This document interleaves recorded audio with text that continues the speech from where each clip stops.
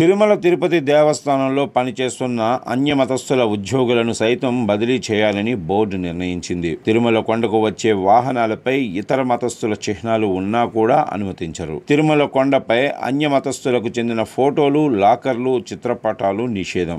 ఇతర మతస్థులు ప్రార్థనలు చేయటం కూడా ఇక్కడ నిషేధం. అలాంటి పవిత్రమైన కలియుగ వైకుంఠనాథుడు కొలువైన వెంకటేశ్వర స్వామి సన్నిధిలో ముస్లిం మతానికి చెందిన వ్యక్తి నమాజ్ చేయటం అనేది పెద్ద ఎత్తున విమర్శలకు తావిస్తోంది. తిరుమల కొండపైన, అది కూడా పురోహితుల సంఘం భవనం ఉన్న చోట నమాజ్ చేయటం, ఆ వీడియో సోషల్ మీడియాలో రావటం చర్చనీయాంశంగా మారింది. తిరుమలలో మరోసారి అపచారం జరిగింది. శ్రీనివాసుడి సన్నిధిలో భద్రతా వైఫల్యం మరోసారి బట్టబయలైంది. పురోహిత సంఘం వద్ద ఉన్న ఖాళీ ప్రదేశంలో అన్య మతస్థులు నమాజ్ చేయటం కలకలం రేపుతుంది. 10 నిమిషాల పాటు ముస్లిం మతానికి చెందిన వ్యక్తి సీసీ కెమెరాలకి ఎదురుగా నమాజ్ చేస్తున్నప్పటికీ భద్రతా సిబ్బంది పట్టించుకోలేదు. పురోహిత సంఘం దగ్గర ఒక వ్యక్తి నమాజ్ చేయటంపై భక్తులు మండిపడుతున్నారు. ఎంతో పవిత్రంగా భావించే తిరుమలలో ఇలా చేయటం ఏంటని, భద్రతా సిబ్బంది ఏం చేస్తున్నారంటూ శ్రీవారి భక్తులు ఆగ్రహిస్తున్నారు. పహల్గాం దాడి తర్వాత